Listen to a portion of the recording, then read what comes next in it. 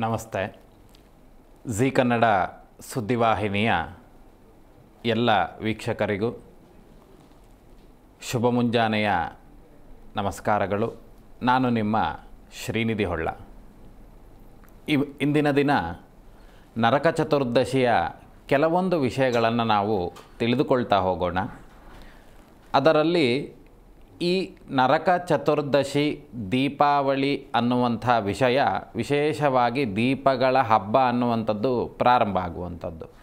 ಕತ್ತಲಿನಿಂದ ಬೆಳಕಿಗೆ ತೆಗೆದುಕೊಂಡು ಹೋಗುವಂತಹ ಒಂದು ದೀಪದ ಆವಳಿ, ದೀಪಾವಳಿ ಅಂತ ಹೇಳಿದರೆ ಇನ್ನು ಮುಂದೆ ನಡೆಯುವಂಥ ಎಲ್ಲ ಹಬ್ಬ ಹರಿದಿನಗಳು ಸಮೇತ ಮನುಷ್ಯನ ಜೀವಿತಾವಧಿಯಲ್ಲಿ ಅವನಿಗೆ ಬೇಕಾಗಿರ್ತಕ್ಕಂತಹ ಎಲ್ಲ ರೀತಿಯಾಗಿರ್ತಕ್ಕಂಥ ಸುಖ ದುಃಖಗಳನ್ನು ಕೊಡುವಂತಹ ಶುದ್ಧವಾಗಿರ್ತಕ್ಕಂಥ ಸರಿಯಾದ ಮಾರ್ಗವನ್ನು ತೋರಿಸುವಂತಹ ಒಂದು ಈ ದೀಪಾವಳಿಯ ಹಬ್ಬ ಅನ್ನುವಂಥದ್ದು. ಅದೇ ರೀತಿಯಾಗಿ ಈ ದೀಪಾವಳಿಯಲ್ಲಿ ದೀಪಗಳಿಗೆ ಪ್ರಾಶಸ್ತ್ಯ ಯಾಕೆ ಅನ್ನುವಂಥ ವಿಚಾರಗಳನ್ನು ನಾವು ತಿಳಿದುಕೊಳ್ಳೋಣ. ಅದೇ ರೀತಿಯಾಗಿ ನರಕ ಚತುರ್ದಶಿಯಲ್ಲಿ ಒಂದು ವಿಶೇಷವಾಗಿರ್ತಕ್ಕಂಥ ವಿಷಯಗಳಿದ್ದಾವೆ. ಈ ನರಕ ಸದೃಶವಾಗಿರ್ತಕ್ಕಂತಹ ತೊಂದರೆಗಳು ಅಥವಾ ಮನುಷ್ಯನಿಗೆ ಅತಿಯಾಗಿರ್ತಕ್ಕಂಥ ಹೆದರಿಕೆಗಳು, ಹಾಗೆ ಈ ನರಕದ ವಿಚಾರಗಳು ಅಥವಾ ಮಾಡಿದಂತಹ ಪಾಪಕರ್ಮಗಳ ಪ್ರಾಯಶ್ಚಿತ, ನಾನು ಮಾಡಿದಂಥ ಒಂದು ಪಾಪಕ್ಕೆ ಬಹಳಷ್ಟು ಪ್ರಾಯಶ್ಚಿತವನ್ನು ಅನುಭವಿಸ್ತಾ ಇದ್ದಾರೆ ಅಂತಾದರೆ ಅವರೆಲ್ಲರಿಗೂ ಸಮೇತ ಈ ಒಂದು ನರಕ ಚತುರ್ದಶಿಯಲ್ಲಿ ಒಂದು ವಿಶೇಷವಾಗಿರ್ತಕ್ಕಂಥ ವ್ರತ ಅನ್ನುವಂಥದ್ದು ಇದೆ. ಹೇಗೆ ಅಂತ ಕೇಳಿದರೆ, ಅಶ್ವಿನಿಯ ಕೃಷ್ಣ ಚತುರ್ದಶಿಯಲ್ಲಿ ತಿಲವನ್ನು ಲೇಪನ ಮಾಡಿಕೊಂಡು, ತಿಲ ತೈಲವನ್ನು ದೇಹಕ್ಕೆ ಲೇಪನಾದಿಗಳನ್ನು ಮಾಡಿಕೊಂಡು ಅಭ್ಯಂಗ ಸ್ನಾನವನ್ನು ಮಾಡುವಂಥದ್ದು ಬಹಳ ವಿಶೇಷವಾಗಿರತಕ್ಕಂತಹ ಫಲಗಳು ಅನ್ನುವಂಥದ್ದು ಕೊಡ್ತದೆ. ಮನೆಯಲ್ಲಿ ಬ್ರಹ್ಮಸ್ಥಾನದಲ್ಲಿ ದೀಪವನ್ನು ಹಚ್ಚಿ ರಂಗವಲ್ಲಿಯನ್ನು ಹಾಕಿ ಸುತ್ತಲೂ ಅಷ್ಟದಳ ಪದ್ಮದಿಂದ ರಂಗವಲ್ಲಿಯನ್ನು ಹಾಕಿ ಅದರ ಮೇಲೆ 8 ದೀಪಾದಿಗಳನ್ನು ಇಟ್ಟು ಅದಕ್ಕೆ ಯಮನನ್ನು ಕುರಿತು ಪ್ರಾರ್ಥನೆ ಮಾಡುವಂಥದ್ದು. ವಿಶೇಷವಾಗಿ ಇನ್ನು ಮುಂದೆ ಬರ್ತದೆ, ಈ ಯಮನ ತಂಗಿ ಈ ದೀಪಾವಳಿಗೆ ಕರೆದ ಯಮನನ್ನು ಸಂತೃಪ್ತಿಪಡಿಸಿದಂಥ ಕಾರಣದಿಂದ ಯಮದ್ವಿತೀಯ ಅನ್ನುವಂಥದ್ದು ವಿಚಾರಗಳು ಬರ್ತಾ ಹೋಗ್ತದೆ. ಅದೇ ರೀತಿಯಾಗಿ ಈ ಒಂದು ನರಕ ಚತುರ್ದಶಿಯ ದಿನ ಅಭ್ಯಂಗ ಸ್ನಾನ ಅನ್ನುವಂಥದ್ದು, ಈ ಅಭ್ಯಂಗ ಸ್ನಾನವನ್ನು ಕೆಲವರು ಬೆಳಗ್ಗೆ ಸೂರ್ಯೋದಯದ ಸಂದರ್ಭಕ್ಕೆ ಮಾಡುವವರಿದ್ದಾರೆ, ಇನ್ನು ಕೆಲವರು ಸಾಯಂಕಾಲದಲ್ಲಿ ಈ ಅಭ್ಯಂಗ ಸ್ನಾನವನ್ನು ಮಾಡ್ತಾ ಇರ್ತಾರೆ. ಯಾಕಾಗಿ ಇದನ್ನು ಮಾಡೋದು ಅಂತ ಕೇಳಿದರೆ, ಯಮನ ಪ್ರೀತ್ಯರ್ಥವಾಗಿ, ಯಮನ ಭಯ ಇರುವಂಥದ್ದು, ಹಾಗೆ ಜೀವದ ಭಯ ಇರುವಂಥದ್ದು, ನಾ ಹೋಗುವಂಥ ಸಂದರ್ಭಗಳಲ್ಲಿ ನನಗೇನಾದರೂ ಅಪಘಾತಗಳಾಗ್ತದೆ ಅನ್ನುವಂಥ ಚಿಂತನಾದಿಗಳಿದ್ದಂಥವರು, ಆ ರೀತಿ ಭಯ ಉಳ್ಳಂಥವರೆಲ್ಲ ಈ ಒಂದು ನರಕ ಚತುರ್ದಶಿಯ ಸಂದರ್ಭಗಳಲ್ಲಿ ದೀಪ ದಾನವನ್ನು ಮಾಡುವಂಥದ್ದು, ಎಳ್ಳಿನಿಂದ ದೀಪವನ್ನು ಹಚ್ಚಿ ಉರಿಸುವಂಥದ್ದು. ಅದೇ ರೀತಿಯಾಗಿ ಈ ಬ್ರಾಹ್ಮಣರಿಗೆ, ವೇದವನ್ನು ಅಧ್ಯಯನ ಮಾಡಿದಂಥ ಬ್ರಾಹ್ಮಣರಿಗೆ ಸದೀಪವಾಗಿರ್ತಕ್ಕಂಥ ದೀಪವನ್ನು ದಾನ ಮಾಡುವಂಥದ್ದು. ಇದು ವಿಶೇಷವಾಗಿರ್ತಕ್ಕಂಥ ಫಲಗಳನ್ನು ಕೊಡ್ತದೆ. ಮನುಷ್ಯನಲ್ಲಿರುವಂತಹ ಕಷ್ಟಗಳಾಗಿರಬಹುದು ಅಥವಾ ಹೆದರಿಕೆಯ ಯಾವುದೇ ಪ್ರವೃತ್ತಿ ಇತ್ತು ಅಂತಾದರೂ ಸಮೇತ ಈ ಒಂದು ನರಕ ಚತುರ್ದಶಿಯ ಕಾಲದಲ್ಲಿ ವಿಶೇಷವಾಗಿ ಅಭ್ಯಂಗ ಸ್ನಾನವನ್ನು ಹೇಳಿದ್ದಾರೆ. ಹೇಗೆ ಅಭ್ಯಂಗ ಸ್ನಾನ ಅಂತ ಹೇಳಿದರೆ, ನಮ್ಮ ದೇಹದ ಎಲ್ಲ ಅಂಗಗಳಿಗೂ ಶಿರಾದಿ ಪಾದ ಪರ್ಯಂತಂ, ಶಿರದಿಂದ ಅಂತ ಹೇಳಿದರೆ ತಲೆಯಿಂದ ಹಿಡಿದು ಪುನಃ ಕಾಲಿನ ಭಾಗದ ತನಕವೂ ಸಮೇತ ತಿಲತೈಲವನ್ನು ಲೇಪನಾದಿಗಳನ್ನು ಮಾಡಿಕೊಳ್ಬೇಕು. ಈ ತಿಲತೈಲಾದಿಗಳನ್ನು ಲೇಪನ ಮಾಡಿಕೊಂಡು ನಂತರದಲ್ಲಿ ನೀರು ತುಂಬುವ ಹಬ್ಬಾದಿಗಳೆಲ್ಲ ಮಾಡುವಂಥದ್ದಕ್ಕಿಂತ ಮುಂಚಿತವಾಗಿಯೇ 5 ದಿನಗಳ ಕಾಲ ತಿಲತೈಲ ವಿಶೇಷವಾಗಿ ಹೇಳಿರುವಂಥದ್ದು. ತಿಲತೈಲ ಅಂತ ಹೇಳಿದರೆ ಎಳ್ಳಿನ ಎಣ್ಣೆ ಅನ್ನುವಂಥದ್ದು. ಎಳ್ಳಿನ ಎಣ್ಣೆಯನ್ನು ಲೇಪನ ಮಾಡಿಕೊಂಡು ನಂತರದಲ್ಲಿ ಸ್ನಾನಾದಿಗಳನ್ನು ಮಾಡುವಂಥದ್ದು. ಹಾಗೆ ಇಟ್ಟಂತಹ 8 ದಿಕ್ಕಿನಲ್ಲಿಯೂ 8 ದೀಪಾದಿಗಳನ್ನು, ಅಷ್ಟದಳ ಪದ್ಮವನ್ನು ಬರೆದು ಆ 8 ದಿಕ್ಕಿನಲ್ಲಿ ದೀಪವನ್ನು ಹಚ್ಚಿ ಯಮನ ಪ್ರೀತ್ಯರ್ಥವಾಗಿ. ಯಾಕೆ ಯಮನ ಪ್ರೀತ್ಯರ್ಥ ಅಂತ ಕೇಳಿದರೆ, ಈ ದೀಪಗಳ ಆವಳಿಯಲ್ಲಿ ಯಮನಿಗೆ ವಿಶೇಷವಾಗಿರ್ತಕ್ಕಂತಹ ಅನುಗ್ರಹವನ್ನು ನೀಡುವಂಥ ಶಕ್ತಿ ಉಳ್ಳಂಥದ್ದು. ಹಾಗಾಗಿ ಯಮನಿಗೆ ಬೇಕಾಗಿರ್ತಕ್ಕಂತಹ ತರ್ಪಣಾದಿಗಳನ್ನು ಕೊಡುವಂಥದ್ದು ಯಮಯ ಪ್ರೀತಿಯವಾಗಿ ಮೃತ್ಯುಂಜಯನಿಗೂ ಹಾಗೆ ಯಮನಿಗೂ ವೈವಸ್ವತನಿಗೂ ಕಾಲನಿಗೂ ಈ ಅಷ್ಟೂ ಜನರಿಗೂ ಸಮೇತ ಈ ಯಮಾಯ ಧರ್ಮರಾಜಾಯ ಮೃತ್ಯವೆ ಹಂತಕಾಯ ಚ ವೈವಸ್ವತಾಯ ಕಾಲಾಯ ಸರ್ವಭೂತ ಕ್ಷಯಾಯ ಚ ಹಾಗೆ ಔದುಂಬರಾಯ ದದ್ನಾಯ ನೀಲಾಯ ಪರಮೇಷ್ಠಿನೆ ಈ ಅಷ್ಟೂ ದೇವತೆಗಳಿಗೂ ಸಮೇತ ತಿಲತರ್ಪಣಾದಿಗಳನ್ನು ಕೊಡೋದ್ರಿಂದ ಏನಾಗ್ತದೆ ಕೇಳಿದರೆ ಆ ಮನುಷ್ಯನಲ್ಲಿರುವಂತಹ ಈ ಮರಣ ಸೂಚಕಗಳು ಅಥವಾ ಮರಣದ ಭಯ ಇರಬಹುದು ಅಥವಾ ಈ ಮರಣಕ್ಕೆ ಸಂಬಂಧಿತವಾಗಿರ್ತಕ್ಕಂಥ ಚಿಂತನೆಗಳಿರಬಹುದು, ನರಕ ಸದೃಶವಾಗಿರ್ತಕ್ಕಂಥ ವಿಷಯಗಳನ್ನು ಕೇಳಿ ಅದರಿಂದ ಹೆದರಿರುವಂಥವರಾಗಿರಬಹುದು. ಇವೆಲ್ಲವೂ ಈ ಸಂದರ್ಭದಲ್ಲಿ ಕೊಡುವಂಥ ತಿಲತರ್ಪಣಾದಿಗಳಿಂದ ಯಮನ ಪ್ರೀತಿ ಯಾರಿಂದ ಅಂತ ಕೇಳಿದರೆ ಚಿತ್ರಗುಪ್ತನ ಆದಿಯಾಗಿಯೂ ಯಮನಿಗೆ ಈ ನರಕ ಚತುರ್ದಶಿಯ ದಿನ ತರ್ಪಣಾದಿಗಳನ್ನು ಕೊಡ್ತಾರೆ. ಯಾಕೆ ಅಂತ ಕೇಳಿದರೆ ಈ ಸನಾತನ ಹಿಂದೂ ಧರ್ಮದಲ್ಲಿ 1 ವರ್ಷದಲ್ಲಿ ಯಮನಿಗೆ ಕೊಡುವಂಥದ್ದು ಯಾವಾಗ ಅಂತ ಕೇಳಿದರೆ ನರಕ ಚತುರ್ದಶಿಯ ಮಾತ್ರ. ಅದೇ ರೀತಿಯಾಗಿ ಈ ಹೇಗೆ ಅಂತ ಕೇಳಿದರೆ ನೇಗಿಲಿನಿಂದ ಉದ್ಧೃತವಾಗಿರ್ತಕ್ಕಂತಹ ಮಣ್ಣಿನಿಂದ ಕೂಡಿದಂತಹ ಉತ್ತರಣೆ ಹಾಗೂ ಕರೆ ಕುಂಬಳಗಳು ಈ ಸ್ನಾನ ಮಧ್ಯದಲ್ಲಿ ಪುನಃ ಹಾಕ್ಕೊಳ್ಬೇಕಂತೆ. ಈ ಕರಿಯ ಕುಂಬಳಕಾಯಿಯ ಬಳ್ಳಿ ಅನ್ನುವಂಥದ್ದು ಇರ್ತದೆ. ಆ ಕರಿಯ ಕುಂಬಳಕಾಯಿಯ ಬಳ್ಳಿಯನ್ನು ನೀರು ತುಂಬುವ ಹಬ್ಬದ ದಿನ ಅದಕ್ಕೆ ಹಾಕುವಂಥದ್ದು. ಅದೇ ರೀತಿಯಾಗಿ ಉತ್ತರಣೆ ಅನ್ನುವಂಥ ಒಂದು ಗಿಡ ಉಂಟು. ಆ ಉತ್ತರಣೆಯ ಕಡ್ಡಿಯ ಗಿಡದ ಒಂದು ಗಿಡವನ್ನು ಸಮೇತ ಆ ನರಕ ಚತುರ್ದಶಿಯ ದಿನ ನೀರು ತುಂಬುವ ಹಬ್ಬದ ದಿನ ಅಲ್ಲೆಲ್ಲ ಇಡ್ತಾರೆ. ಯಾಕೆ ಅಂತ ಕೇಳಿದರೆ ಇದರಲ್ಲಿ ದೈವಿಕವಾಗಿರ್ತಕ್ಕಂಥ ಶಕ್ತಿಗಳು ಹಾಗೆ ಆ ಒಂದು ನೀರನ್ನು ಸಂರಕ್ಷಣೆ ಮಾಡುವಂಥ ಯೋಗಗಳು ಬರ್ತದೆ ಅನ್ನುವಂಥ ದೃಷ್ಟಿಯಿಂದ ಹಾಕುವಂಥದ್ದು. ಈ ರೀತಿಯಾಗಿ ನಾವು ಸ್ನಾನವನ್ನು ಮಾಡುವಂಥ ಸಂದರ್ಭದಲ್ಲಿ ಪುನಃ ತಿಲತೈಲಾದಿಗಳನ್ನು ಧಾರಣೆ ಮಾಡಬೇಕು. ಯಾಕೆ ಅಂತ ಕೇಳಿದರೆ ನಮ್ಮ ದೇಹದಲ್ಲಿರುವಂತಹ ದೋಷಾದಿಗಳು ಅನ್ನುವಂಥದ್ದು ತಿಲದಿಂದ ಪಾಪಹರ ಆಗ್ತದೆ. ನಂತರದಲ್ಲಿ ನಮ್ಮ ದೇಹದಲ್ಲಿ ಕಾಂತಿ ಅನ್ನುವಂಥದ್ದು ಬರಬೇಕಂತಾದರೆ ಈ ನರಕ ಚತುರ್ದಶಿಯ ದಿನ ಸ್ನಾನಾದಿಗಳನ್ನು ಮಾಡಿ ಸೂರ್ಯನಿಂದ ಬರುವಂತಹ ಆ ಕಿರಣಗಳನ್ನು ನಾವು ನಮ್ಮ ದೇಹಕ್ಕೆ ಸೋಕುವಂತೆ ಮಾಡುವಂಥ ವಿಧಿಯಿಂದ ಏನಾಗ್ತದೆ ಅಂತ ಕೇಳಿದರೆ ನಮ್ಮ ದೇಹದಲ್ಲಿರುವಂತಹ ಜಡತ್ವ ಅನ್ನುವಂಥದ್ದಾಗಿರಬಹುದು ಅಥವಾ ದೇಹದಲ್ಲಿ ಆಲಸ್ಯ ಅನ್ನುವಂಥದ್ದಾಗಿರಬಹುದು. ಈ ಕಾಲದಲ್ಲಿ ಈ ನರಕ ಚತುರ್ದಶಿಯ ಸಂದರ್ಭದಲ್ಲಿ ಈ ಕೆಲಸಗಳನ್ನೆಲ್ಲ ಮಾಡೋದ್ರಿಂದ ಏನಾಗ್ತದೆ ಅಂತ ಕೇಳಿದರೆ ಆ ಒಂದು ದೋಷಗಳು ಅನ್ನುವಂಥದ್ದು ನಿವೃತ್ತಿ ಆಗ್ತದೆ ಅಂಥೇಳಿ. ಹಾಗಾದರೆ ದೀಪವನ್ನು ಎಲ್ಲಿ ಬೆಳಗಬೇಕು ಅನ್ನುವಂಥ ಚಿಂತನೆಗಳು ಎಲ್ಲರಿಗೂ ಇರ್ತದೆ. ಈ ಒಂದು ಅಖಂಡ ಜ್ಯೋತಿಷ್ಯದ ಎಲ್ಲ ವೀಕ್ಷಕ ಪ್ರಿಯರಿಗೆ ಹೇಳುವಂಥದ್ದೇನು ಅಂತ ಕೇಳಿದರೆ ನಿಮ್ಮ ಕೈಯಲ್ಲಿ ಎಷ್ಟು ಸಾಧ್ಯತೆ ಆಗ್ತದೋ ನರಕ ಚತುರ್ದಶಿಯ ದಿನ ಅಷ್ಟು ದೀಪಗಳನ್ನು ಎಳ್ಳಿನ ದೀಪಗಳನ್ನು ಹಚ್ಚಿ ಮಣ್ಣಿನ ಹಣತೆಗಳನ್ನು ಹಚ್ಚಿ ಅಥವಾ ಯಾವುದೋ ಕರೆಂಟಿಂದ ಬಂದಂಥ ದೀಪಾದಿಗಳನ್ನು ಎಲ್ಲ ಇಟ್ಟು ಅದನ್ನು ಅಲಂಕಾರಿಕವಾಗಿ ಬಳಸಬೇಡಿ. ಹಾಗಾದರೆ ಎಲ್ಲೆಲ್ಲಿ ಈ ಒಂದು ದೀಪವನ್ನು ಹಚ್ಚಬೇಕು, ಯಾವ ಕಾಲದಲ್ಲಿ ದೀಪವನ್ನು ಹಚ್ಚಬೇಕು ಅಂತ ಕೇಳಿದರೆ ಸೂರ್ಯ ಅಸ್ತ ಆದ ನಂತರದಲ್ಲಿ ಪ್ರದೋಷ ಕಾಲ ಅನ್ನುವಂಥ ಕಾಲ. ಆ ಕಡೆ ಪೂರ್ಣ ರಾತ್ರಿಯೂ ಆಗಿರುವುದಿಲ್ಲ, ಈ ಕಡೆ ಪೂರ್ಣವಾಗಿರ್ತಕ್ಕಂತಹ ಬೆಳಕಿರುವುದಿಲ್ಲ. ಅದನ್ನು ಪ್ರದೋಷ ಕಾಲ ಅಂತೇಳಿ ಹೇಳ್ತಾರೆ. ಆ ಪ್ರದೋಷ ಕಾಲದಲ್ಲಿ ದೇವಾಲಯಗಳಲ್ಲಿ ನಿಮ್ಮ ಮೊದಲನೆಯ ದೀಪ ನಿಮ್ಮ ಮನೆ ದೇವರ ಆಲಯದಲ್ಲಿ ಅಂದರೆ ದೇವರ ಮನೆಯಲ್ಲಿ ದೀಪವನ್ನು ಹಚ್ಚುವಂಥದ್ದು. ಹಾಗೆ ನಿಮ್ಮ ಮನೆಯ ಹತ್ತಿರ ಇರುವಂತಹ ದೇವಸ್ಥಾನಕ್ಕೆ ಒಂದು ದೀಪವನ್ನು ಹಚ್ಚುವಂಥದ್ದು. ಪ್ರಾಕಾರಗಳು ಅಂತ ಹೇಳಿದರೆ ದೇವಸ್ಥಾನದ ಸುತ್ತು ದೀಪವನ್ನು ಹಚ್ಚುವಂಥದ್ದು. ಉದ್ಯಾನವನಗಳಲ್ಲಿ ದೀಪವನ್ನು ಹಚ್ಚುವಂಥದ್ದು. ತದನಂತರದಲ್ಲಿ ಗೋಶಾಲೆ ಆಗಿರಬಹುದು ಅಂತ ಹೇಳಿದರೆ ಹಸುವನ್ನು ಸಾಕುವಂಥ ಶಾಲೆಗಳಲ್ಲಿ ಹಾಗೆ ಕುದುರೆಗಳನ್ನು ಸಾಕುವಂಥ ಜಾಗಗಳಲ್ಲಿ ಈ ದೀಪದ ಅಲಂಕಾರಾದಿಗಳನ್ನು ಮಾಡಿ ನಮ್ಮ ದೇಶದಲ್ಲಿ ಹಾಗೆ ದೇಹದಲ್ಲಿ ಇರುವಂಥ ಎಲ್ಲ ದುಗುಡಗಳನ್ನು ನಿವಾರಣೆ ಮಾಡಲಿಕ್ಕೆ ಇದು ಅನುಕೂಲತೆ ಆಗ್ತದೆ ಅಂತ ಹೇಳಿ ಈ ಮುಖಾಂತರವಾಗಿ ನಾವು ತಿಳ್ಕೊಳ್ಬೋದು. ಹಾಗೆ ಇವತ್ತಿನ ಮೊದಲನೇ ಕರೆ ಮಾಡಿದ್ದಾರೆ. ಎಲ್ಲಿನಿಂದ ಮಾಡಿದ್ದಾರೆ, ಏನು ವಿಷಯ ಇದೆ ಅನ್ನುವಂಥದ್ದನ್ನು ತಿಳಿದುಕೊಳ್ಳೋಣ ಬನ್ನಿ. ನಮಸ್ತೆ. ಹಲೋ. ನಮಸ್ತೆ. ಹಾಂ ಹೇಳಿ.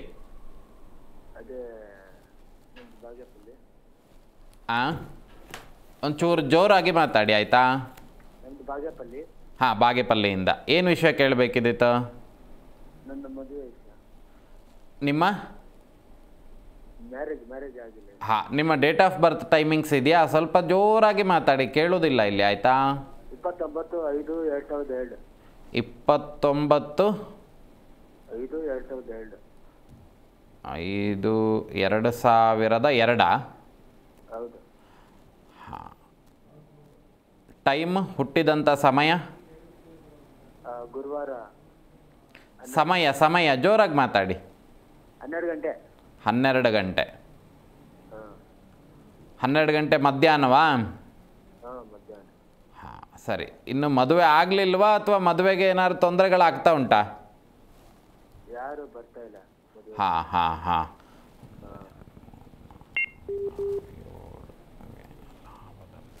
ನಂದು ಕುಂಭರಾಶಿ. ಹಾಂ, ಪೂರ್ವಾಷಾಢ ನಕ್ಷತ್ರ, ಮಕರ ರಾಶಿ ಆಗ್ತದೆ. ಸುರೇಶ್ ಅಲ್ಲ. ಹಾಂ ಹಾಂ.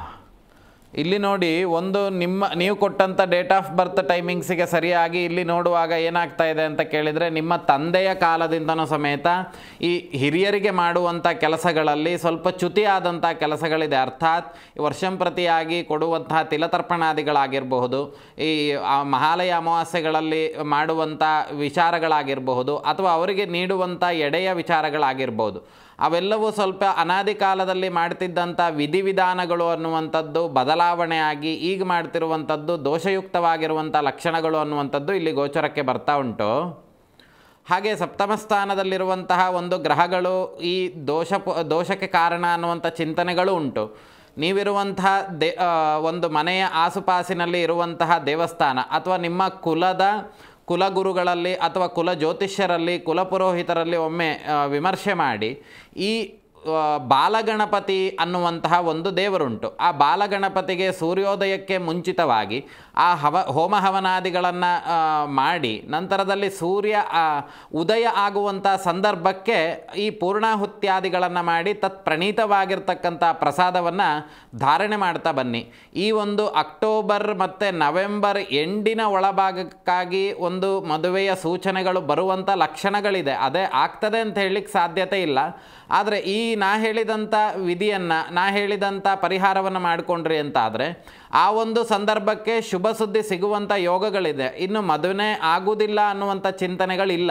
ಆದರೆ ಇಲ್ಲೇನಾಗಿದೆ ಅಂತ ಕೇಳಿದರೆ, ಒಂದು ಕೇತುವಿನ ದೃಷ್ಟಿ ಅಥವಾ ಕೇತುವಿನ ಚಿಂತನೆಗಳನ್ನು ನಾವು ಇಟ್ಕೊಳ್ಳುವಾಗ ಈ ವ್ಯಸನಗಳು ಅಥವಾ ದೇಹಕ್ಕೆ ಉಂಟು ಮಾಡುವಂತಹ ವಸ್ತುಗಳನ್ನು ಸೇವನೆ ಮಾಡುವಂಥದ್ದು, ಈ ವಿಚಾರಗಳಲ್ಲಿ ನಿಮಗೆ ಹೆಚ್ಚು ಆಸಕ್ತಿ ಆಗ್ತಾ ಹೋಗ್ತದೆ. ಅದನ್ನೆಲ್ಲ ಸ್ವಲ್ಪ ಕಂಟ್ರೋಲ್ ಮಾಡಿಕೊಂಡು ನಾವು ಹೇಳಿದಂಥ ಪರಿಹಾರಾದಿಗಳನ್ನು ಶೀಘ್ರಾತಿ ಶೀಘ್ರವಾಗಿ ಮಾಡಿದರೆ ಶುಭ ಫಲಗಳು ಅನ್ನುವಂಥದ್ದು ನಿಮಗೆ ಆದಷ್ಟು ಬೇಗ ಸಿಗ್ತದೆ. ಶುಭವಾಗಲಿ. ಹಾಗೆ ಈ ದೀಪಾದಿಗಳನ್ನು ನಾವು ಹಚ್ಚುವಂಥ ಸಂದರ್ಭದಲ್ಲಿ ಆಗಲೇ ಹೇಳ್ತಿದ್ದ ಹಾಗೆ ಅಶ್ವಶಾಲೆ, ಗಜಶಾಲೆ, ಗೋಶಾಲೆ, ಹಿಂದಿನ ಕಾಲಘಟ್ಟದಲ್ಲಿ ಈ ಎಲ್ಲ ಶಾಲೆಗಳು ಮನೆಯಲ್ಲಿ ಇರ್ತಾ ಇತ್ತು. ಕುದುರೆಯ ಶಾಲೆ ಆಗಿರಬಹುದು ಅಥವಾ ಗೋಶಾಲೆ ಆಗಿರಬಹುದು ಅಥವಾ ಅಶ್ವಶಾಲೆ, ಕುದುರೆ ಆನೆಯ ಒಂದು ಇರುವಂಥ ಜಾಗಗಳು, ಈ ಎಲ್ಲ ಕಡೆಯಲ್ಲಿಯೂ ಸಮೇತ ಮಂಗಳಕರವಾಗಿರ್ತಕ್ಕಂತಹ ವಸ್ತುಗಳನ್ನು ತಳಿರು ತೋರಣಗಳಿಂದ ಅಲಂಕಾರವನ್ನು ಮಾಡುವಂಥದ್ದು, ಹಾಗೆ ಅಲ್ಲಿ ದೀಪವನ್ನು ಬೆಳಗುವಂಥದ್ದು ನಾವು ಖಂಡಿತವಾಗಿಯೂ ಇದನ್ನು ಮಾಡಲೇಬೇಕು. ಯಾಕೆ ಅಂತ ಕೇಳಿದರೆ, ಎಷ್ಟು ದೀಪವನ್ನು ನಾವು ಹಚ್ಚುತ್ತೇವೋ ಅಷ್ಟು ನಮ್ಮಲ್ಲಿರುವಂಥ ದೋಷಾದಿಗಳು ಅನ್ನುವಂಥದ್ದು ನಿವೃತ್ತಿ ಆಗ್ತಾ ಹೋಗ್ತದೆ. ಹಾಗೆ ಇನ್ನು ನಮ್ಮ ಕೃಷಿ ಕ್ಷೇತ್ರದಲ್ಲಿ ಬಲೀಂದ್ರನನ್ನು ಕರೆಯುವಂಥದ್ದು ಉಂಟು. ಅದನ್ನೆಲ್ಲ ನಾವು ಮುಂದಿನ ಒಂದು ವಿಭಾಗದಲ್ಲಿ ತಿಳ್ಕೊಳ್ತಾ ಹೋಗೋಣ. ಅದೇ ರೀತಿಯಾಗಿ ಈ ಎಲ್ಲ ಕೆಲಸಗಳನ್ನು ಯಾರು ಅಭ್ಯಂಗಾದಿಗಳನ್ನು ಈ ಒಂದು ನರಕ ಚತುರ್ದಶಿಯಲ್ಲಿ ಮಾಡೋದಿಲ್ಲ ಅಥವಾ ಅದನ್ನು ಬಿಟ್ಟಿರ್ತಾರೆ ಅಥವಾ ಅದರ ಬಗ್ಗೆ ಗೊತ್ತಿಲ್ಲ ಅಂತ ಹೇಳಿ ಸುಮ್ಮನಿರ್ತಾರೆ, ಅವರಿಗೆಲ್ಲರಿಗೂ ಸಮೇತ ನರಕವು ಪ್ರಾಪ್ತಿಯಾಗ್ತದೆ ಅಂತ ಹೇಳಿ ಶಾಸ್ತ್ರದಲ್ಲಿ ಹೇಳಿದ್ದಾರೆ. ಯಾಕೆ ಅಂತ ಕೇಳಿದರೆ, ಯಾರು ಯಮನಿಗೆ ತರ್ಪಣಾದಿಗಳನ್ನು ಕೊಡೋದಿಲ್ಲ, ದೀಪಾವಳಿಯ ಸಂದರ್ಭಗಳಲ್ಲಿ ದೀಪವನ್ನು ದಾನ ಮಾಡೋದಿಲ್ಲ, ಅಥವಾ ಈ ನರಕ ಚತುರ್ದಶಿಯ ಸಂದರ್ಭಗಳಲ್ಲಿ ದೀಪವನ್ನು ಹಚ್ಚುವಂಥದ್ದು ಅಥವಾ ದೀಪವನ್ನು ಬೆಳಗುವಂಥದ್ದೆಲ್ಲ ಯಾರು ಮಾಡೋದಿಲ್ಲ, ಇವೆಲ್ಲರಿಗೂ ಸಮೇತ ನರಕಕ್ಕೆ ಹೋಗುವಂಥ ಸಾಧ್ಯತೆಗಳು ಹೆಚ್ಚಿದೆ ಅಂತೇಳಿ ಹೇಳ್ತಾರೆ. ಯಾಕೆಂದರೆ ಹೇಗೆ ನಾವೀಗ ಒಂದು ಗಾಡಿಯಲ್ಲಿ ಅಥವಾ ಇನ್ನೊಂದು ಯಾವುದೋ ಒಂದು ಒಬ್ಬರಿಂದ ಸಹಾಯವನ್ನು ತೆಗೆದುಕೊಂಡ್ವಿ ಅಂತಾದರೆ ಅವರಿಗೆ ನಾವು ಪ್ರತಿಯಾಗಿ ಅವರಿಗೆ ಧನ್ಯವಾದಗಳನ್ನು ಸಮರ್ಪಣೆ ಮಾಡುವಂಥದ್ದು, ಅವರು ನಮಗೆ ಮಾಡಿದಂಥ ಸಹಾಯಗಳನ್ನು ನೆನಪು ಮಾಡಿಕೊಂಡು ಅವರಿಗೆ ಧನ್ಯವಾದವನ್ನು ಹೇಳುವಂಥದ್ದು, ಇವೆಲ್ಲವೂ ಸಮೇತ ಮನುಷ್ಯನಾದವನು ಮಾಡ್ತಾ ಇರಬೇಕು. ಮಾಡಲೇಬೇಕು. ಹಾಗೆ ನಮ್ಮ ಜೀವಕ್ಕೆ ಶನೈಶ್ಚರ ಅಂತ ಹೇಳಿದರೆ, ಶನಿ ಅಂತ ಹೇಳಿದ್ರು ಕೂಡಲೇ ಎಲ್ಲರಿಗೂ ಭಯ ಉಂಟಾಗ್ತದೆ. ಅವನ ಹತ್ರ ಇರುವಂಥ ದಂಡನಾಯಕ, ಅವನ ಕೆಲಸ ಏನು ಅಂತ ಕೇಳಿದರೆ, ಯಾವಾಗ ಅವರವರ ಮಾಡಿದಂತಹ ಪಾಪಕರ್ಮಗಳು ಅನ್ನುವಂಥದ್ದು ಹೆಚ್ಚಾಗ್ತಾ ಹೋಗ್ತದೆಯೋ ಆ ಒಂದು ಸಂದರ್ಭಗಳಲ್ಲಿ ಅವರ ಪಾಪದ ಕೊಡ ಅನ್ನುವಂಥದ್ದು ತುಂಬಿದಾಗ ಈ ಶನಿಯ ಅಧಿದೇವತೆ, ಪ್ರತ್ಯಧಿದೇವತೆ ಆಗಿರ್ತಕ್ಕಂಥ ಯಮರಾಜ ಅನ್ನುವಂಥವನು, ಯಮರಾಜ ಅವನಿಗೆ ತೊಂದರೆಗಳನ್ನು ಕೊಡ್ತಾ ಹೋಗ್ತಾನೆ. ಆದ್ದರಿಂದ ಈ ಒಂದು ಸಂದರ್ಭಗಳಲ್ಲಿ ಅಭ್ಯಂಗ ಸ್ನಾನವನ್ನು ವಿಶೇಷವಾಗಿ ಮಾಡಲೇಬೇಕು. ಬನ್ನಿ, ಮತ್ತೊಬ್ಬರು ಕರೆ ಮಾಡಿದ್ದಾರೆ, ವಿಚಾರಗಳನ್ನು ಕೇಳ್ಕೊಳ್ಳೋಣ. ಹಲೋ, ನಮಸ್ತೆ. ಹಲೋ, ನಮಸ್ತೆ. ಹಾಂ, ಕೇಳೋರಿ ಅವು ಜೋರಾಗಿ ಮಾತಾಡಿ. ನಮ್ಮ ಮಗಳ ಬಗ್ಗೆ ಕೇಳಬೇಕಾಯ್ತು. ಹಾಂ, ಅವರ ಡೇಟ್ ಆಫ್ ಬರ್ತ್ ಟೈಮಿಂಗ್ಸ್ ಏನಾದರೂ ಉಂಟಾ? ಹ್ಞೂ ರೀ, 5ನೇ ತಾರೀಕು 2006. ಎಷ್ಟು? 5ನೇ ತಾರೀಕು. ಚೂರು ಜೋರಾಗಿ ಮಾತಾಡಬೇಕಾಯ್ತಾ? ಇಲ್ಲಿ ಕೇಳೋದಿಲ್ಲ ನೀವು ಮಾತಾಡೋದು.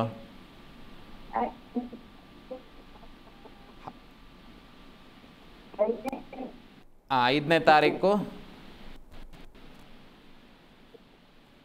ನೀವು ಟಿ ವಿ ನೋಡ್ತಾ ಮಾತಾಡ್ತಿದ್ರೆ ಅಲ್ಲಿ ಹಾಗೇ ಕಾಣಿಸ್ತದೆ, ಬಿಟ್ಟರೆ ನಿಮ್ಮ ವಿಷಯಕ್ಕೆ ನಿಮಗೆ ಪರಿಹಾರ ಅನ್ನುವಂಥದ್ದು ಸಿಗೋದಿಲ್ಲ. ನೀವು ಫೋನನ್ನು ನೋಡಿಕೊಂಡು ಜೋರಾಗಿ ಮಾತಾಡಿ, ನೆಟ್ವರ್ಕ್ ಇರುವಂಥ ಸ್ಥಳಕ್ಕೆ ಬಂದು ಮಾತಾಡಿ. ನೀವು ಮಾತಾಡ್ತಿರೋದು ಎಂಥದ್ದು ಕೇಳಿಸ್ತಾ ಇಲ್ಲ ಇಲ್ಲಿ, ಆಯಿತಾ? ಒಳ್ಳೆಯದಾಗಲಿ, ಮತ್ತೆ ಪುನಃ ಕರೆ ಮಾಡಿ. ಅದೇ ರೀತಿಯಾಗಿ ಈ ನರಕ ಚತುರ್ದಶಿಯ ದಿನ ಯಮನ ಚಿಂತನೆಗಳನ್ನು ಅಥವಾ ಯಮನಿಗೆ ಸಲ್ಲಿಸಬೇಕಾಗಿರ್ತಕ್ಕಂತಹ ತರ್ಪಣಾದಿಗಳನ್ನು ಕೊಡುವಂಥದ್ದು ಮಾಡಬೇಕು. ಆಗ ಈ ಭಯದಿಂದ ಉಂಟಾಗುವಂಥ ಯಾವುದೇ ತೊಂದರೆಗಳಿದ್ದರೂ ಸಮೇತ ಅವೆಲ್ಲವೂ ನಿವಾರಣೆ ಆಗ್ತದೆ ಅಂಥೇಳಿ. ಹಾಗೆ ನಮ್ಮ ಎಲ್ಲ ಸುತ್ತಲಿನ ಪ್ರದೇಶಗಳಲ್ಲಿ, ನಮ್ಮ ಮನೆಯಲ್ಲಿ, ದೇವರ ಮನೆಯಲ್ಲಿ, ಗೋಶಾಲೆಗಳಲ್ಲಿ, ಮಾಡುವಂಥ ಉದ್ಯೋಗ ಕ್ಷೇತ್ರದಲ್ಲಿ, ಇರುವಂತಹ ಕೃಷಿ ಕ್ಷೇತ್ರದಲ್ಲಿ ಎಲ್ಲ ಕಡೆಯೂ ಸಮೇತ ದೀಪವನ್ನು ಬೆಳಗಬೇಕಂತೆ. ಯಾಕೆ ಅಂದರೆ ಈ ಒಂದು ನರಕ ಚತುರ್ದಶಿಯ ಕಾಲದಲ್ಲಿ ನಮ್ಮಲ್ಲಿರುವಂತಹ ಎಲ್ಲ ಕೆಟ್ಟ ಯೋಚನೆಗಳಾಗಿರಬಹುದು, ನಮ್ಮಲ್ಲಿರುವಂತಹ ಕೆಟ್ಟ ಶಕ್ತಿಗಳಾಗಿರಬಹುದು, ಅವೆಲ್ಲವೂ ಹೋಗಲಿಕ್ಕೆ ಕಾಯ್ಕೊಂಡು ಕೂತಿರ್ತಾವಂತೆ. ಅಂತ ಹೇಳಿದರೆ, ಇವನನ್ನು ಬಿಟ್ಟು ನಾವು ಇಷ್ಟು ದಿನ ಇವನನ್ನು ತೊಂದರೆ ಕೊಟ್ಟಿದ್ದೇವೆ, ಇವನಿಂದ ನಾವು ಬಿಟ್ಟು ಇನ್ನು ಹೋಗಿಬಿಡುವ ಅನ್ನುವಂಥ ಮನಸ್ಥಿತಿಯನ್ನು ಹೊಂದಿರ್ತಾರಂತೆ. ಯಾವಾಗ ನಾವು ಈ ತಿಲತರ್ಪಣಾದಿಗಳನ್ನು ಮಾಡ್ತೇವೆ ಅಥವಾ ಎಳ್ಳನ್ನು ಮೈಗೆ ಲೇಪನ ಮಾಡಿಕೊಂಡು, ಎಳ್ಳಿನ ಎಣ್ಣೆಯನ್ನು ಮೈಗೆ ಲೇಪನ ಮಾಡಿಕೊಂಡು ಹಚ್ಚುತ್ತೇವೆ, ಸ್ನಾನಾದಿಗಳನ್ನು ಮಾಡ್ತೇವೆ, ಅಭ್ಯಂಗ ಸ್ನಾನಾದಿಗಳನ್ನು ಪ್ರತಿನಿತ್ಯ ರಾತ್ರಿ 5 ರಾತ್ರಿಗಳು ಅಭ್ಯಂಗ ಸ್ನಾನವನ್ನು ಮಾಡಬೇಕು ಅನ್ನುವಂಥದ್ದಿದೆ. ಹಾಗೆ 5 ರಾತ್ರಿಗಳು ಅಭ್ಯಂಗ ಸ್ನಾನಾದಿಗಳನ್ನು ಮಾಡಿ ತಮ್ಮ ತಮ್ಮ ಕುಲದೇವರಾಗಿರಬಹುದು ಅಥವಾ ದೀಪವನ್ನು ಕುರಿತು ಸ್ತೋತ್ರ ಮಾಡುವಂಥದ್ದಾಗಿರಬಹುದು, ಇವೆಲ್ಲವನ್ನು ಮಾಡೋದ್ರಿಂದ ಏನಾಗ್ತದೆ, ಆ ಭಯ ಅನ್ನುವಂಥದ್ದು ನಿವಾರಣೆ ಆಗ್ತದೆ. ಕತ್ತಲಿನಿಂದ ಬೆಳಕಿಗೆ ತೆಗೆದುಕೊಂಡು ಹೋಗುವಂತಹ ಹಬ್ಬ. ಹಾಗೆ ಇನ್ನು ಈಗಿನ ಕಾಲಘಟ್ಟದಲ್ಲಿ ದೀಪದ ಬದಲಾಗಿ ಪಟಾಕಿಗಳೆಲ್ಲವೂ ಬಂದಿದೆ. ಯಾಕೆ ಅಂತ ಕೇಳಿದರೆ, ನಾವು ಆಲಯಗಳಲ್ಲಿ ಅಥವಾ ಸುಂದರವಾಗಿರ್ತಕ್ಕಂತಹ ಸಂದರ್ಭಗಳಲ್ಲಿ, ಮಂಗಳಕರವಾಗಿರ್ತಕ್ಕಂತಹ ದಿನಗಳಲ್ಲಿ, ಹಬ್ಬ ಹರಿದಿನಗಳಲ್ಲಿ ಪಟಾಕಿ ಹಚ್ಚುವಂಥದ್ದು ಅನಾದಿ ಕಾಲದಿಂದ ಬಂದಂಥ ಸಂಪ್ರದಾಯ. ಜಾಗ್ರತೆಯನ್ನು ಮಾಡಿ ಹಚ್ಚುವಂಥದ್ದಕ್ಕೆ ಯಾವುದೇ ರೀತಿಯಾಗಿರ್ತಕ್ಕಂಥ ದೋಷಗಳಿಲ್ಲ. ಅದಕ್ಕೆ ನಾವು ಮತ್ತಿನ್ಯಾವ ಚಿಂತನೆಯನ್ನು ಮಾಡಬೇಕು ಅಂತಿಲ್ಲ. ಆದರೆ ನಮ್ಮ ಧಾರ್ಮಿಕವಾಗಿರ್ತಕ್ಕಂಥ ಶಾಸ್ತ್ರ ಹೇಳುವಂಥ ವಿಷಯಗಳೇನು ಅಂತ ಕೇಳಿದರೆ, ದೀಪದ, ಎಳ್ಳಿನ ದೀಪಕ್ಕೆ ಹೆಚ್ಚು ಪ್ರಾಮುಖ್ಯತೆ, ದೀಪದಾನಕ್ಕೆ ಹೆಚ್ಚು ಪ್ರಾಮುಖ್ಯತೆ. ಹಾಗೆ ಈ ಒಂದು ದೀಪಾವಳಿಯಲ್ಲಿ ಲಕ್ಷ್ಮೀ ಪೂಜೆಗೂ ವಿಶೇಷವಾಗಿರ್ತಕ್ಕಂಥ ಸಾನ್ನಿಧ್ಯವನ್ನು ಹೇಳಿದ್ದಾರೆ. ಮುಂದಿನ ದಿನಗಳಲ್ಲಿ ಯಾವ ರೀತಿಯಾಗಿ ಲಕ್ಷ್ಮೀ ಪೂಜಾದಿಗಳನ್ನು ನಾವು ಮಾಡಬೇಕು, ಹಾಗೆ ಯಾವ ರೀತಿಯಾಗಿ ಯಮತರ್ಪಣಾದಿಗಳನ್ನು ಕೊಡಬೇಕು, ಹಾಗೆ ಯಾವ ರೀತಿಯಾಗಿ ನಾನು ಆಗಲೇ ಹೇಳಿದೆ, ಯಮನ ತಂಗಿ ಅನ್ನುವಂಥವಳು ಈ ಒಂದು ಯಮದ್ವಿತೀಯದಲ್ಲಿ ಅವನನ್ನು ಕರೆದು ಅವನನ್ನು ಸಂತುಷ್ಟಗೊಳಿಸಿದಂಥದ್ದು. ಹಾಗೆ ಇನ್ನು ಮುಂದಿನ ದಿನಗಳಲ್ಲಿ ತಿಳ್ಕೊಂಡು ಹೋಗುವ ಅಣ್ಣ ತಂಗಿಯರ ಮಧ್ಯೆ ಅಥವಾ ಅಣ್ಣ ತಮ್ಮಂದಿರ ಮಧ್ಯೆ ಹಲವಾರು ರೀತಿಯಾಗಿರ್ತಕ್ಕಂಥ ಜಗಳಗಳಿರ್ತದೆ. ಕೆಲವೊಬ್ಬರು ಮನೆಯಲ್ಲಿ ತುಂಬ ಚೆನ್ನಾಗಿರ್ತಾರೆ, ಆದರೆ ಇನ್ನು ಕೆಲವರ ಮನೆಯಲ್ಲಿ ಅಣ್ಣನ ಕಂಡ್ರೆ ತಮ್ಮನಿಗಾಗೋದಿಲ್ಲ, ತಮ್ಮನ ಕಂಡ್ರೆ ಅಣ್ಣನಿಗಾಗೋದಿಲ್ಲ. ಈ ರೀತಿಯೆಲ್ಲ ಇದ್ದಾಗ ಏನು ಮಾಡಬೇಕು, ಅದಕ್ಕೆ ಯಾವ ರೀತಿಯಾಗಿರ್ತಕ್ಕಂತಹ ವ್ರತವನ್ನು ಆಚರಣೆ ಮಾಡಬೇಕು, ಹಾಗೆ ಇದರ ಪೂರ್ವವಾಗಿರ್ತಕ್ಕಂತಹ ವೃತ್ತಾಂತ ಅನ್ನುವಂಥದ್ದೇನು ಅಂತ ಹೇಳಿ ನಾವು ಮುಂದಿನ ದಿನಗಳಲ್ಲೆಲ್ಲ ತಿಳ್ಕೊಳ್ಳಿಕ್ಕಿದ್ದೇವೆ.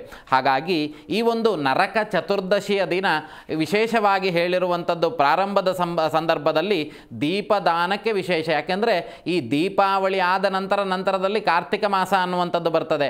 ಆಗಲೂ ಈ ದೀಪಗಳ ಹಬ್ಬದ ಪ್ರಾರಂಭದ ಹಬ್ಬ ಯಾವುದು ಅಂತ ಕೇಳಿದರೆ ದೀಪ ಆವಳಿ. ಕಾರ್ತಿಕ ಮಾಸದಲ್ಲಿ ಬರುವಂಥ ದೀಪಾವಳಿಗಿಂತ ಮುಂಚಿತವಾಗಿ, ಕಾರ್ತಿಕ ಮಾಸದಕ್ಕಿಂತ ಮುಂಚಿತವಾಗಿ ಬರುವಂಥದ್ದು ಈ ದೀಪಾವಳಿ. ವಿಶೇಷವಾಗಿ ನರಕಕ್ಕೆ ಹೆದರಿರೋರು, ಮತ್ತೆ ಹೇಳ್ತಾ ಇದ್ದೇವೆ, ನರಕಕ್ಕೆ ಹೆದರಿರುವವರು ಈ ಚತುರ್ದಶಿಯಲ್ಲಿ ಚಂದ್ರವ್ಯಾಪಿನಿಯನ್ನು ಮಾಡುವಂಥದ್ದು, ಹಾಗೆ ಅದಕ್ಕೆ ಕೆಲವೊಂದು ವಿಷಯಗಳಿದ್ದಾವೆ. ಪ್ರಾತಃ ಕಾಲದಲ್ಲೂ ಮಾಡಬಹುದು, ಹಾಗೆ ನಿಷೀಧ ಕಾಲದ ಸಾಯಂಕಾಲದಲ್ಲೂ ಈ ಅಭ್ಯಂಗ ಸ್ನಾನಾದಿಗಳನ್ನು ಮಾಡುವಂಥದ್ದು ಏನಾಗ್ತದೆ ಕೇಳಿದರೆ ವಿಶೇಷವಾಗಿ ಅವರಿಗಿರುವಂಥ ದೋಷಾದಿಗಳಾಗಿರಬಹುದು, ದೇಹದಲ್ಲಿರುವಂಥ ತೊಂದರೆಗಳು ಹೋಗ್ತದೆ ಅನ್ನುವಂಥದ್ದು ಈ ಮೂಲಕವಾಗಿ ನಿಮ್ಮೆಲ್ಲರಿಗೂ ಹೇಳ್ತಾ ಹೋಗ್ತೇವೆ. ಹಾಂ, ನಮಸ್ತೆ. ಒಬ್ಬರು ಕಾಲರಿದ್ದಾರೆ, ತೆಗೆದುಕೊಳ್ಳೋಣ ಬನ್ನಿ. ನಮಸ್ತೆ. ನಮಸ್ತೆ. ಹಾಂ, ನೀವು ಫೋನ್ ಮಾಡಿ ಮಾತಾಡುವಂಥ ಸಂದರ್ಭದಲ್ಲಿ ನಿಮ್ಮ ಪರಿಹಾರದ ವಿಚಾರಗಳನ್ನು ಮನಸ್ಸಿನಲ್ಲಿ ಇಟ್ಟುಕೊಳ್ಳಿ. ನಿಮ್ಮ ಎದುರುಗಡೆ ಇರುವಂತಹ ಟಿ ವಿಯನ್ನು ನೋಡ್ಕೊಂಡು ಮಾತಾಡಿದರೆ ನೀವು ಮಾತಾಡುವಂತಹ ಪದ ಅನ್ನುವಂಥದ್ದು ನಮಗೆ ಕೇಳುವುದಿಲ್ಲ.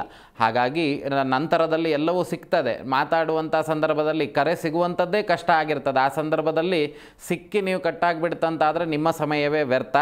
ಹಾಗೆ ಈ ಒಂದು ಧಾರ್ಮಿಕ ವಿಚಾರಗಳಲ್ಲಿ ನೋಡುವಾಗ ತರ್ಪಣಾದಿಗಳನ್ನು ಯಾವ ರೀತಿ ಕೊಡಬೇಕು ನರಕ ಚತುರ್ದಶಿಯ ದಿನ. ನರಕ ಚತುರ್ದಶಿಯ ದಿನ ಈ ಸಪ್ತ ಚಿರಂಜೀವಿಗಳಾಗಿರಬಹುದು, ಮೃತ್ಯು ಕಂಟಕಗಳಿರುವವರಾಗಿರ್ಬೋದು, ಇವರೆಲ್ಲರೂ ಸಮೇತ, ಯಾಕೆ ಅಂದರೆ ಯಮನೊಟ್ಟಿಗೆ ಇರುವಂಥ ಚಿತ್ರಗುಪ್ತನು ಸಮೇತ ಆ ಒಂದು ಹೆದರಿಕೆಯನ್ನು ತಡೆದುಕೊಳ್ಳುವಂಥ ಸಾಧ್ಯತೆ ಇರುವುದಿಲ್ಲ. ಅವನ ಆದಿಯಾಗಿ ಅವನನ್ನು ಸೇರಿಸಿ ಸಕಲ ಚರಾಚರ ಜೀವಿಗಳಲ್ಲಿ ಹುಟ್ಟಿದಂತಹ ಮಾನವರು ಯಾರು ಬುದ್ಧಿಜೀವಿಗಳಿದ್ದಾರೆ, ಯೋಚನೆ ಮಾಡುವಂಥ ಶಕ್ತಿ ಉಂಟು, ಅವರೆಲ್ಲರೂ ಸಮೇತ ಯಮತರ್ಪಣಾದಿಗಳನ್ನು ಕೊಡಬೇಕು. ಯಾಕೆ ಅಂತ ಕೇಳಿದರೆ ದಿನದ 24 ಗಂಟೆಯೂ ಚಿತ್ರಗುಪ್ತ ಅವನ ಜೊತೆಗಿರುವುದಾದರೂ ಸಮೇತ ಅವನು ತರ್ಪಣಾದಿಗಳನ್ನು ಕೊಡ್ತಾನೆ. ಯಾಕೆ ಅಂತ ಕೇಳಿದರೆ ಈ ಸಂದರ್ಭದಲ್ಲಿ ಕೊಡುವಂಥ ತರ್ಪಣಾದಿಗಳು ಅನ್ನುವಂಥದ್ದು ಯಮನ ಪ್ರೀತಿಯನ್ನು ಗಳಿಸಲಿಕ್ಕೆ ಸಾಧ್ಯವಾಗ್ತದೆ ಅನ್ನುವಂಥ ವಿಚಾರಗಳು ಇದ್ದಾವೆ. ಹಾಗೆ ನರಕ ಚತುರ್ದಶಿಯ ದಿನ ವಿಶೇಷವಾಗಿ ಅದು ಬೆಳಕನ್ನು ಕೊಡುವಂಥದ್ದು.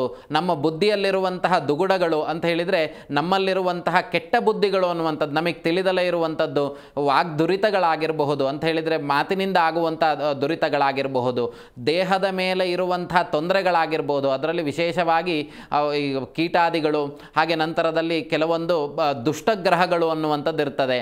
ಹಾಗೆ ನಂತರದಲ್ಲಿ ಈ ದೃಷ್ಟಿ ಆದಂಥದ್ದಾಗಿರ್ಬೋದು, ಅಥವಾ ಈ ಊರ ಕಡೆ ಎಲ್ಲ ಹೇಳ್ತಾರೆ ದೇಹದ ಮೇಲೆ ಕೆಟ್ಟ ಶಕ್ತಿಗಳು ಮೆಟ್ಕೊಂಡಂಥದ್ದು ಅಂತ. ಆ ದೋಷಗಳು ಅನ್ನುವಂಥದ್ದೆಲ್ಲ ಈ ಒಂದು ದೀಪಾವಳಿ ಅಭ್ಯಂಗ ಸ್ನಾನದಲ್ಲಿ ಅವೆಲ್ಲವೂ ನಿವೃತ್ತಿ ಆಗ್ತದೆ. ಹಾಗೆ ಒಬ್ಬರು ಫೋನ್ ಮಾಡಿದ್ದಾರೆ, ಬನ್ನಿ ಅವ್ರ ಹತ್ರ ಮಾತಾಡೋಣ. ನಮಸ್ತೆ. ನಮಸ್ತೆ. ನಮಸ್ಕಾರ. ನಮಸ್ಕಾರ. ಹಾಂ, ಹೇಳಿ. ರೋಪೇಗೌಡ ಅನ್ನೋ ಹೆಸರು ಹೆಂಗಿದೆ ಸ್ವಾಮಿ? ಏನು ಅದೇ ಯಾವ ಹೆಸರು ನಿಮ್ಮದು? ರೋಪೇಗೌಡ ಅಂತ. ಸರಿ, ಯಾವ ಊರಿನಿಂದ ಕರೆ ಮಾಡ್ತಾ ಇದ್ದೀರಿ? ನಾವು ಹೊಳೆನರಸೀಪುರ ತಾಲೂಕು, ಹಾಸನ ಜಿಲ್ಲೆ, ಬಸವನಾಯಕನಹಳ್ಳಿ ಅಂತ ಗ್ರಾಮ. ಸರಿ ಸರಿ ಸರಿ ಸರಿ ಏನು ವಿಷಯವನ್ನು ಕೇಳಬೇಕಿತ್ತು ಸ್ವಾಮಿ? ಕೆಲಸಗಳಿಗೆ ಯಾಕೆ ಕೆಲಸಗಳು ಕೈ ಹಾಕಿಲ್ವಲ್ಲ, ಅದಕ್ಕೆ ಯಾವ ಕೆಲಸಕ್ಕೆ ಕೈ ಹಾಕಿರಿ? ಯಾರ ಇದು ಮಾಡಿದ್ರೆ ಎಲ್ಲ ಮೋಸಗಾರರು, ಎಲ್ಲ ಮೋಸ ಮಾಡಿ ನೆಮ್ಸಿ ಮೋಸ ಮಾಡ್ತಲ್ಲ. ಏನು ನಮ್ಮ ಗ್ರಾಚಾರವೋ ಇಲ್ಲ ಅದು ಇದು? ನಿಮ್ಮ ಡೇಟ್ ಆಫ್ ಬರ್ತ್ ಟೈಮಿಂಗ್ಸ್ ಏನಾದರೂ ನಿಮಗೆ ನೆನಪಿದೆಯಾ ಯಜಮಾನ್ರೆ? ಸ್ವಾಮಿ ನಮ್ದು ಡೇಟ್ ಆಫ್ ಬರ್ತ್ 23/5/67.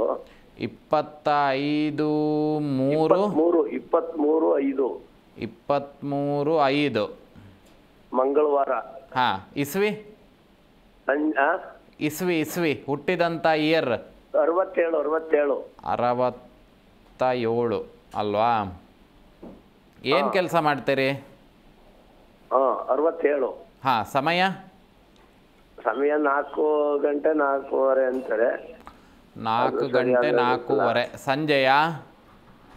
ಸಂಜೆ 4:15 ಅಂತಾರೆ. ಅದು ನಮಗೆ ಸರಿಯಾಗಿ ಸಮಯ ಗೊತ್ತಿಲ್ಲ. Date of birth 23/5/67. ಸರಿ, ಈಗ ನೀವು ಫೋನ್ ಮಾಡಿದಂಥ ಸಮಯಕ್ಕೆ ಸರಿಯಾಗಿ ನಾವು ಚಿಂತನೆಯನ್ನು ಮಾಡುವಾಗ ಇಲ್ಲಿ ಏನಾಗ್ತಾ ಇದೆ ಅಂತ ಕೇಳಿದರೆ, ನಿಮ್ಮ ಹತ್ತಿರ ಬರುವವರು ಏನು ಮಾಡ್ತಾ ಇದ್ದಾರೆ ಅಂತ ಕೇಳಿದರೆ, ಕಪಟ ವಿದ್ಯೆಗಳನ್ನು ಮಾಡುವವರು. ಅಂತ ಹೇಳಿದರೆ ಮೊದಲು ಅವರು ತುಂಬ ನಿಮ್ಮ ನಂಬಿಕೆಗಳನ್ನು ಗಳಿಸುವಂಥದ್ದಾಗಿರಬಹುದು. ಇವೆಲ್ಲವನ್ನು ಮಾಡಿ ನಂತರದಲ್ಲಿ ನಿಮ್ಮಿಂದ ಉಪಯೋಗಾದಿಗಳನ್ನು ಪಡೆದುಕೊಂಡು ನಿಮ್ಮ ಹೆಸರನ್ನು ಹಾಳು ಮಾಡಿ, ಅಥವಾ ಅವ್ರು ಮಾಡಿದಂಥ ತಪ್ಪಿಗೆ ನೀವೇ ತೊಗೊಂಡೋಗಿ ಪ್ರಾಯಶ್ಚಿತ ಅಂತ ಹೇಳಿ ಏನೋ ಒಂದಿಷ್ಟು ಕಟ್ಟಿ ಬರುವಂಥ ಕೆಲಸಗಳಾಗ್ತಾ ಇದೆ. ಮೊದಲು ತೊಂದರೆ ಆದಂಥದ್ದು ಎಲ್ಲಿಂದ ಅಂತ ಕೇಳಿದರೆ, ಕುಟುಂಬದಲ್ಲಿ ಈ ಒಂದು ಆಸ್ತಿಯ ವಿಚಾರಗಳಲ್ಲಿ, ಕ್ರಯ ವಿಕ್ರಯದ ವಿಚಾರಗಳಲ್ಲಿ ಕೆಲವೊಂದು ತೊಂದರೆಗಳು ಅಥವಾ ಮಾನಸಿಕ ಹಿಂಸೆಗಳನ್ನು ಅನುಭವಿಸಿದಂಥ ಲಕ್ಷಣಗಳಿದೆ. ಏನಾರು ಆಸ್ತಿ ವಿಚಾರಕ್ಕೆ ಜಗಳ ಆಯ್ತಾ? ನಮ್ಮಲ್ಲೇನು ಯಾಕೆ ಜಗಳ ಇಲ್ಲ ಸ್ವಾಮಿ. ನಿಮ್ಮ ತಂದೆ ಅಥವಾ ಈ ಭೂಮಿ ಸಂಬಂಧಿತವಾಗಿ ಏನಾದರೂ ಸಮಸ್ಯೆಗಳಾದಂಥದ್ದು ಆಯ್ತಾ? ಭೂಮಿನ ನಮ್ಮಲ್ಲಿ ಭೂಮಿ ನಮ್ಮ 3 ಜನ ಅಂತಂದ್ರೆ ನಮ್ಮ ಮನೆಯವ್ರು ಯಾರು ಪಾಲನೆ ಕೇಳಕ್ ಬಂದಿಲ್ಲ ಇದುವರೆಗೂ. ಈಗ ನೀವು ಯಾವುದಾದ್ರೂ ಭೂಮಿಯ ವಿಚಾರದಲ್ಲಿ ಏನಾದರೂ ತೊಂದರೆಗಳನ್ನು ಅನುಭವಿಸಿದ್ದೇನಾದರೂ ನೆನಪಿದೆಯಾ? ಹೌದು, ಇದೆ ಇದೆ.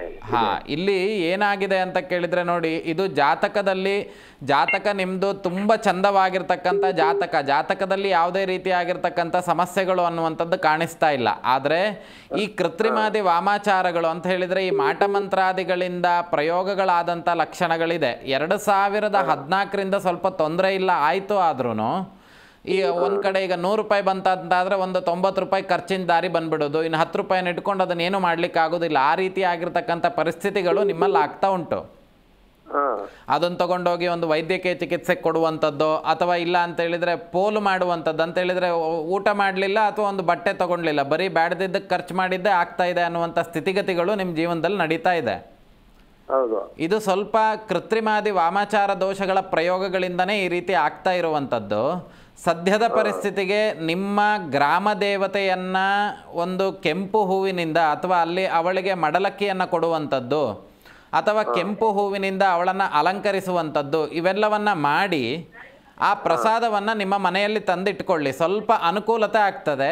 ಈ ಮಾಟಮಂತ್ರಾದಿಗಳ ದೋಷಗಳನ್ನು ನಾವು ಬೇರೆ ರೀತಿಯಾಗಿ ಅದನ್ನು ಉಚ್ಚಾಟನೆ ಮಾಡಿ ನಿವೃತ್ತಿ ಮಾಡಬೇಕಾಗ್ತದೆ. ಆದ್ದರಿಂದ ನೇರವಾಗಿ ಬಂದು ಭೇಟಿ ಮಾಡಿ, ಅದಕ್ಕೆಲ್ಲ ಏನೆಲ್ಲ ಮಾಡಬೇಕು ಅನ್ನುವಂಥ ವಿಚಾರಗಳನ್ನು ನಾನು ನಿಮಗೆ ಹೇಳಿಕೊಡ್ತೇನೆ. ಒಳ್ಳೆಯದಾಗಲಿ, ಆಯಿತಾ?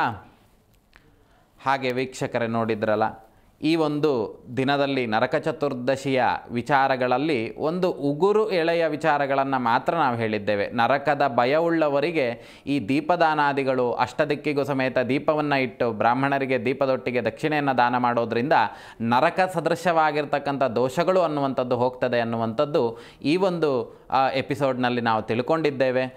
ಇದೇ ರೀತಿಯಾಗಿ ಅಖಂಡ ಜ್ಯೋತಿಷ್ಯವನ್ನು ಝೀ ನ್ಯೂಸ್ನಲ್ಲಿ ನೋಡ್ತಾ ಇರಿ. ತಮ್ಮೆಲ್ಲರಿಗೂ ಸಮೇತ ಕತ್ತಲಿನಿಂದ ಹೊರಗೆ ಬರುವಂಥ ಎಲ್ಲ ಸುದ್ದಿಗಳನ್ನು ಮತ್ತಷ್ಟು ಹೊಸ ಸುದ್ದಿಗಳನ್ನು ತಂದು ನಿಮ್ಮ ಮುಂದೆ ಇಡುವಂಥ ಪ್ರಯತ್ನವನ್ನು ಮಾಡ್ತೇವೆ. ಎಲ್ಲರಿಗೂ ಶುಭವಾಗಲಿ. ಅಖಂಡ ಜ್ಯೋತಿಷ್ಯಕ್ಕೆ ನೋಡ್ತಾ ಇರುವಂಥ ಎಲ್ಲ ವೀಕ್ಷಕರಿಗೂ ಧನ್ಯವಾದಗಳು.